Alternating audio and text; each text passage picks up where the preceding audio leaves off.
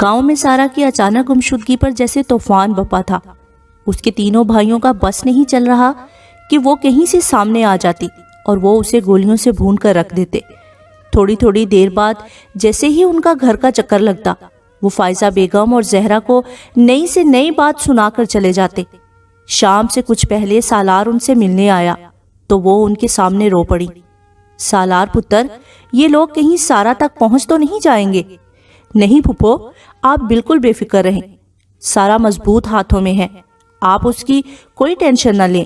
میں آپ کو یہ بتانے آیا تھا کہ میں نے سارا سے شادی کر لی ہے اور اب اس کے نام کے ساتھ میرا نام ہے، اور آپ کو یہ سن کر بھی خوشی ہوگی کہ میری پروموشن ہو گئی ہے اور اب آپ کا یہ بیٹا ڈی ایس پی ہو گیا ہے۔ ماشاءاللہ، اللہ عمر لمبی کرے۔ میں تو جتنی دعائیں بھی کروں تمہارے لیے کم ہے بیٹے۔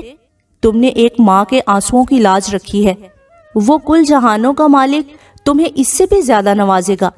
اس کی اطلاع پر فائزہ بیگم کی آنکھیں آنسوؤں سے بھر آئی تھی۔ اسی لمحے زہرا چائے کے ساتھ تھوڑی سی مٹھائی لے آئی۔ بہت بہت مبارک ہو عظیم بھائی، اللہ آپ کو ڈھیروں خوشیاں دیکھنی نصیب کرے۔ آمین۔ اور بہت شکریہ بھابھی کہ آپ نے میری اتنی مدد کی۔ خدا نہ خواستہ کبھی زندگی میں آپ پر مشکل وقت آیا تو اس بھائی کو آپ جانثاروں میں سے پائیں گی۔ نہیں میرے بھائی، اللہ تمہیں سلامت رکھے۔ سارا ٹھیک تو ہے نا؟ جی بالکل ٹھیک ہے اور بخیر و عافیت ہے، بس ہم دونوں کو اب تو آپ کی دعاؤں کی ضرورت ہے۔ وہ تو میں کرتی ہوں۔ اس کے بھائی اس وقت بہت غصے میں ہیں، انہیں اپنی جائیداد اور ساکھ ہاتھ سے نکلتی دکھائی دے رہی ہے، اس لیے انہوں نے سارا کو ڈھونڈنے کے لیے بہت سے بندے مختلف علاقوں میں بھجوا چھوڑے ہیں۔ ان کا ارادہ ہے کہ سارا کے ہاتھ لگتے ہی اسے مار کر اپنی ساکھ اور زمین دونوں بچا لیں گے۔ ایسا کبھی نہیں ہوگا بھابھی، آپ بے فکر رہیں۔ میں اب چلتا ہوں، تھوڑی دیر امی کے پاس رکوں گا، پھر گھر جاؤں گا۔ آپ نے کوئی پیغام دینا ہو سارا کو تو دے سکتی ہیں۔ پیغام کو چھوڑیں، یہ کچھ چیزیں بنا رکھی ہیں میں نے اس کے لیے، یہ لے جاؤ۔ جلدی سے واپس پلٹ کر کچن سے کچھ چیزیں نکال کر شاپر میں منتقل کرتے ہوئے وہ تیز تیز ہاتھ چلا رہی تھی۔ سالار ان کی انوکھی محبت پر نثار ہوتا وہاں سے نکل آیا۔ گاؤں سے واپسی میں اسے اچھی خاصی شام ہو گئی تھی۔ کچھ دیر دفتر میں رک کر جس وقت وہ گھر آیا سارا بھوکی ہی سو چکی تھی۔ وہ کچھ دیر محبت پاش نگاہوں سے اسے دیکھتا رہا، پھر بیڈ پر اس کے قریب بیٹھ کر جوتے اتارنے لگا۔ آہٹ کی آواز سے سارا کی آنکھ کھلی تھی۔ السلام علیکم، گڈ ایوننگ۔ اسے آنکھیں کھولتے دیکھ کر وہ پھر مسکرایا تھا۔ سارا نے کروٹ بدل کر دوبارہ پلکیں موند لی۔ کمال ہے، سلام کا جواب دینا بھی گوارا نہیں۔ کندھے اچکاتے ہوئے جوتے اتار کر وہ اس کے برابر میں ہی نیم دراز ہو گیا۔ تبھی وہ اٹھی تھی۔ کیا مصیبت ہے تمہیں؟ بھوک لگی ہے یار، مجھے پتا تھا کہ تم نے کچھ کرنا نہیں، لہٰذا آتے ہوئے بازار سے ہی کھانا لے آیا۔ اب اٹھ کر پلیٹ میں نکال تو دو۔ خود ہی نکال لو، مجھے کوئی بھوک نہیں لگی، سونے دو مجھے۔ اس کے لہجے میں کوفت تھی۔ سالار کے لبوں کی مسکراہٹ پل میں غائب ہو گئی۔ سارا، تم مجھے سختی پر مجبور کر رہی ہو۔ مت بھولو کہ میرا تعلق کس فیلڈ سے ہے۔ پتہ ہے مجھے جس فیلڈ سے ہے، بار بار باور نہ کرایا کرو۔ ڈاکو لٹیرے بھی خود اور چور چکر باز بھی خود، پکڑتے پھرتی ہیں بیچارے بے گناہ معصوم لوگوں کو۔ تم لوگوں کے لیے تو جیسے کوئی قانون ہے ہی نہیں نا۔ سیاہ کرو یا سفید، کون پوچھنے والا ہے؟ وہ بیجا تپی ہوئی تھی۔ سالار اس کے غصے بھرے انداز کو دیکھتا رہ گیا۔ ایک پولیس والے کے منہ پر اسی کے محکمے کی برائی کر رہی ہو۔ جیل جانے کا ارادہ ہے کیا؟ جیل میں ہی ہوں اس وقت۔ جو تم نے کیا ہے یہی کام کوئی سول بندہ کرتا تو اب تک اس بیچارے کو اچھی طرح دھو کر 10-15 سال کی سزا بھی کروا چکے ہوتے تم لوگ۔ تو مجھے بھی تو عمر قید کی سزا ہوئی ہے، وہ بھی ود مشقت۔ یہ دکھائی نہیں دے رہی تمہیں؟ وہ ہنوز اسے چڑھانے کے موڈ میں تھا اور وہ چڑھ رہی تھی۔ کس نے کہا تھا اس عمر قید کی سزا کے لیے؟ میرا بس چلے تو تڑپا تڑپا کے ماروں تمہیں۔ اف، اتنے خطرناک عزائم، دیکھنے میں اتنی معصوم لگتی ہو اور اندر سے کتنی کٹھور ہو۔ کوئی دیکھے تو کبھی یقین نہ کرے کہ جس پولیس والے کے نام سے بڑے بڑے خطرناک قیدی منہ چھپاتے ہیں، وہ اپنی ہٹلر محبوبہ بیوی کے سامنے کس قدر بے بس ہے۔ مظلومیت سے کہتے ہوئے اس نے سارا کا ہاتھ پکڑ کر اسے اپنی طرف کھینچا تو وہ مزید تپ گئی۔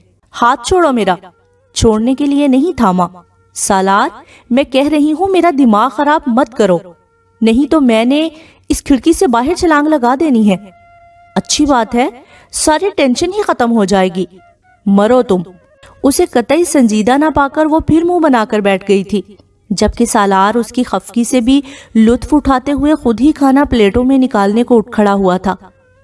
کیفیہ، زینبی کی طبیعت ٹھیک نہیں ہے، حورین رو رہی تھی آج، میں نے تمہیں اٹھایا نہیں کہ کل پوری رات جاگتی رہی تھی تم۔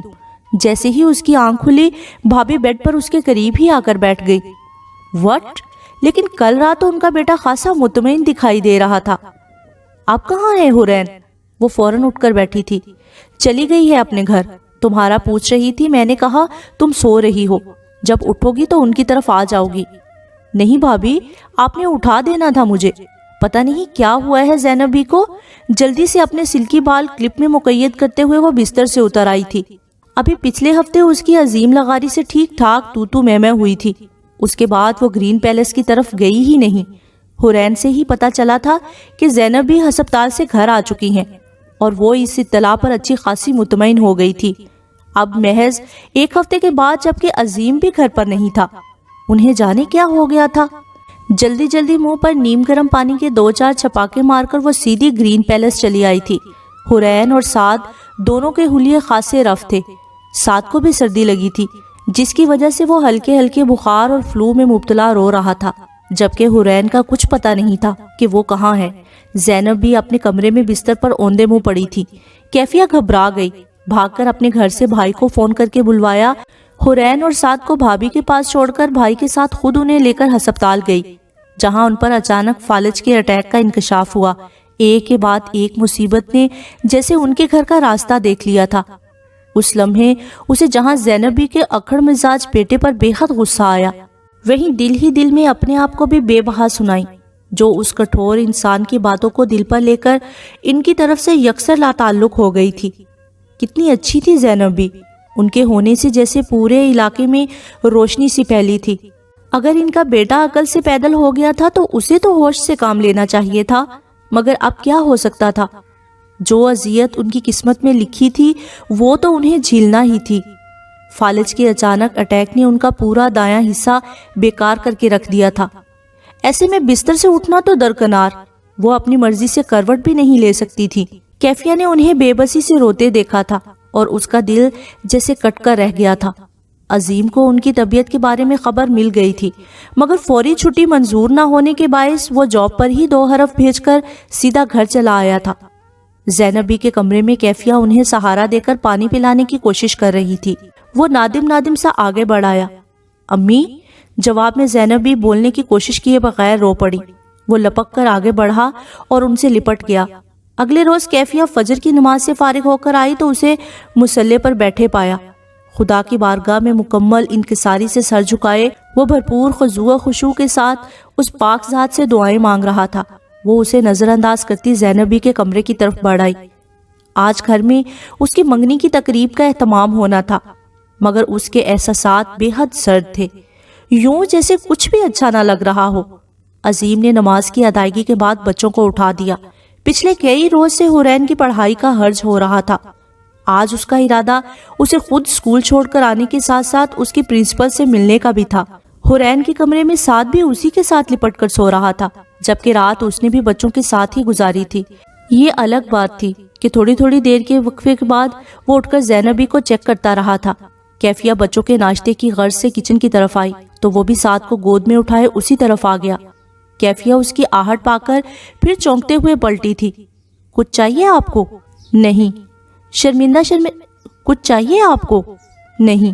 شرمندہ سے انداز میں اس کی طرف دیکھتے ہوئے وہ فوراً رخ پھیر گیا۔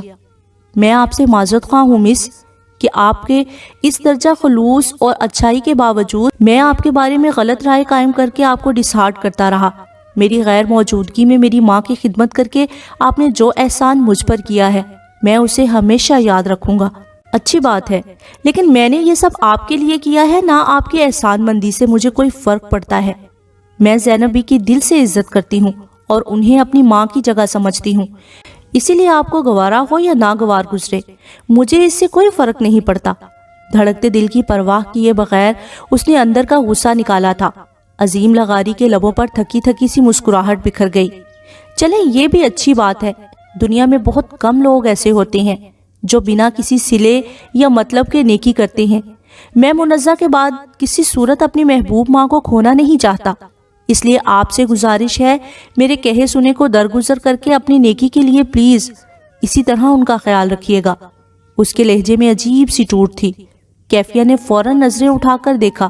وہ ضبط کی کڑی منزلوں سے گزرتا نہ جانے کن خفیہ انہونیوں پر پردہ ڈال رہا تھا۔ کیا مطلب؟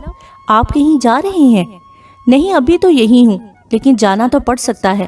وہ مبہم گفتگو کر رہا تھا۔ کیفیہ کام کے دوران سارے دن الجھی رہی۔ شام میں جو ہی ان کے گھر مہمان آنا شروع ہوئے، گھر کی رونق کو چار چاند لگ گئے۔ اس کا فیانسی بہت بڑا مل آنر تھا، لہٰذا ان کی طرف سے تیاریاں دیکھنے والی تھی۔ حورین سعد کی انگلی تھام کر اس کے پاس ہی لے آئی تھی، جس نے سر درد کا بہانہ بنا کر خود کو فی الحال کمرے میں مقید کر لیا تھا۔ حورین اب اس سے باتیں کر رہی تھی۔ آنی، کیا آپ مما کی طرح دلہن بنیں گی؟ نہیں بیٹے، پھر آپ کے گھر اتنے سارے لوگ کیوں آئے ہوئے ہیں؟ پاپا کہہ رہے تھے کہ آپ کی شادی ہو رہی ہے۔ نہیں بیٹے، ایسی کوئی بات نہیں، آپ کے پاپا کا دماغ خراب ہے اور کچھ نہیں۔ پتہ ہے آنی، کل رات پاپا کی طبیعت بہت خراب تھی۔ ان کے دوست آئے تھے، وہ پاپا کو ڈانٹ رہے تھے۔ کیوں؟ حورین کی انوکھی بات سن کر وہ حیران ہوئی تھی۔ پتہ نہیں، پاپا آج کل اپنے کمرے سے ہی نہیں نکلتے۔ دادی ماں روتی رہتی ہیں اور سعد بھی، مگر انہیں کچھ خبر نہیں۔ روزانہ میرا ہوم ورک رہ جاتا ہے سعد کی وجہ سے، اور روزانہ ٹیچر پوری کلاس کے سامنے میری پٹائی کرتی ہیں۔ پاپا اسکول گئے تھے تو پرنسپل نے ان سے بھی میری شکایت کی تھی۔ جب مما تھیں تو پرنسپل میری بہت تعریف کرتی تھی، اب ڈانٹتی رہتی ہیں آنی۔ جب تک میری مما واپس نہیں آ جاتی، کیا آپ میری اور سعد کی مما نہیں بن سکتی؟ بلا تکان بولتی اس معصوم بچی کے عاجزانہ لہجے نے اسے جیسے ساکت کر دیا تھا۔ اس کی پلکیں لمحوں میں آنسوؤں کے بار سے بوجھل ہوئی تھی۔ نہیں حورین، میں آپ کی مما جتنی اچھی نہیں ہوں، لیکن سعد تو آپ سے زیادہ پیار کرتا ہے، مما پاپا سے بھی زیادہ۔ آنی، اگر میری مما کبھی واپس نہ آئی، کیا تب بھی آپ میری مما نہیں بنے گی؟ وہ اسے حد درجہ مانوس ہو گئی تھی۔ کیفیہ نے نم آنکھوں سے اس کی طرف دیکھتے ہوئے اسے کھینچ کر اپنے ساتھ لگا لیا۔ فائزہ بیگم کی طبیعت پچھلے کئی دنوں سے ناساز تھی، مگر ان کے تینوں بیٹوں کو ہی ان کی جانب توجہ کرنے کی فرصت نہیں تھی۔ سارا کی اچانک گمشدگی سے ہونے والی رسوائی نے جیسے آگ دہکا رکھی تھی ان کے اندر۔ شاہد اس کی گمشدگی کا سارا الزام اپنے پرانے غصے کی آگ پر پانی ڈالنے کے لیے اسلم لوہار اور اس کے اکلوتے بیٹے پر ڈال کر اسے لمبی سزا کروانے پر بضد ہو گیا تھا۔ اسلم لوہار کی بیوی صبح و شام جھولی پھیلا پھیلا کر اسے اور اس سے متعلقہ پولیس والوں کو بد دعائیں دیتی پھرتی تھی، مگر اسے پرواہ نہیں تھی۔ اسے نہ کسی کی آہوں سے ڈر لگتا تھا، نہ بد دعاؤں پر یقین تھا، لہٰذا خوب ظلم کا بازار گرم کیا ہوا تھا۔ گاؤں میں بے کس، غریب، مجبور، ان پڑھ دیہاتیوں اور سیدھے سادے لوگوں پر ظلم کا بھی اپنا ہی الگ مزہ تھا۔ اپنے بیٹوں کی اسی بے راہ روی نے فائزہ بیگم کو بستر سے لگا چھوڑا تھا۔ اس روز ان کے سینے میں بہت تکلیف تھی۔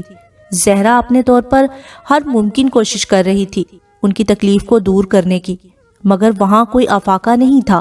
وہ خالص دیسی روئی گرم کر کے جس وقت ان کے سینے پر ٹکور کر رہی تھی، تب انہوں نے کہا تھا، زہرا، تو میری بہت اچھی بہو ہے، میں جیتے جی تیرے احسانوں کا بدلہ نہیں چکا سکتی، لیکن اس دائمی جہان میں ضرور تیرے لیے رب سونے کے حضور فریاد کروں گی۔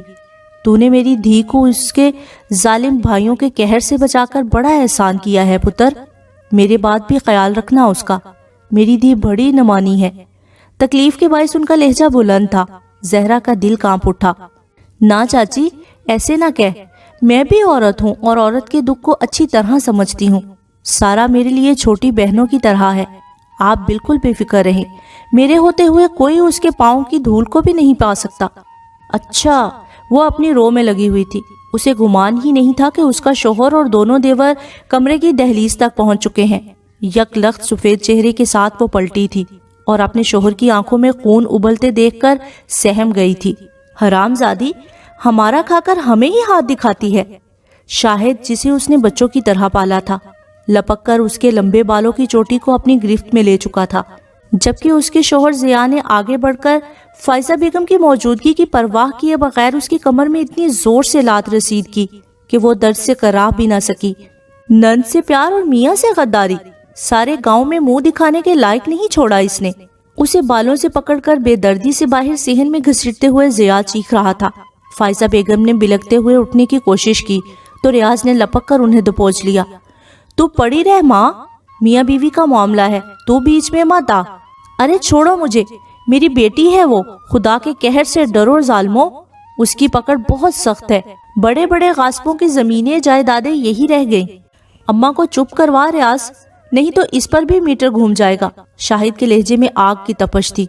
रियाज ने फाइजा बेगम के मुंह पर अपना हाथ जमा दिया, जबकि जिया अब किचन में मिट्टी के तेल की बोतल के साथ माचिस ढूंढ रहा था। कुर्बो जवार के घरों की खवातीन मुंह पर कपड़ा लेकर अपने अपने घर की छतों पर चौधरियों के घर होने वाला ये नया तमाशा देख रही थी। गांव के किसी मर्द में इतनी हिम्मत नहीं थी कि वो उन तीनों को उनके जुल्म से बाज रखने की सही कर सकता। जहरा के हाथ उसकी लंबी चोटी से बांधकर अब शाहिद ने उसकी टांगे काबू कर रखी थी, जबकि उसकी 15 साला रफाकत में उसकी सारी खिदमत गुजारियों पर पानी फेरने वाला उसका जालिम मिजाजी खुदा उस पर मिट्टी का तेल फेंक रहा था, जैसे उसे पानी में नहला रहा हो। अपने आप को बज़ाहिर मुसलमान कहलवाने वाले उन मुस्लिम शैतानों ने अपने गुस्से की आग में उस वक्त जिस मुस्लिम पाकबाज औरत को सती किया था, वो तो बेवा भी नहीं थी। उसे तो आग के शोलों की नजर करने वाला खुद उसका अपना शोहर ही था। महज चंद लम्हों का खेल था, मगर चंद लम्हों के उस भयानक खेल में एक भरपूर जानदार जिंदगी का बाब हमेशा के लिए बंद हो चुका था। सालार को जैसे ही उस अफसोसनाक वाक़े की खबर हुई, वो अपनी सारी मसरूफियात तर्क करके फौरन वहां पहुंचा, मगर अब वहां सिर्फ इंसानी हड्डियों की राख का ढेर था। जिया, रियाज और शाहिद तीनों का ही कुछ पता नहीं था कि कहाँ रूपोश हो गए हैं। उजड़े हुए घर के वीरान कमरे में अपने बिस्तर पर पड़ी फाइजा बेगम जैसे अपनी आखिरी सांसें पूरी कर रही थी। सालार का दिमाग जैसे फ्रीज हो गया। इतना सब कुछ हो जाने का तो उसे गुमान ही नहीं था। गमो गुस्से से उसकी हालत जैसे पागलों जैसी हो गई थी। उस लम्हे उसने फौरी तौर पर अपनी पूरी पुलिस फोर्स को सख्ती से किसी भी हाल में उन तीनों की गिरफ्तारी का हुक्म जारी कर दिया था। जहरा की अफसोसनाक वफात के अगले ही रोज फाइजा बेगम ने भी चुपचाप हमेशा के लिए आंखें बंद कर ली। उसे इतनी फुर्सत भी ना मिल सकी थी कि वो सारा को तमाम सूरत हाल से बाखबर करके वहां ला सकता। उसके घर वाले हवेली आ गए थे।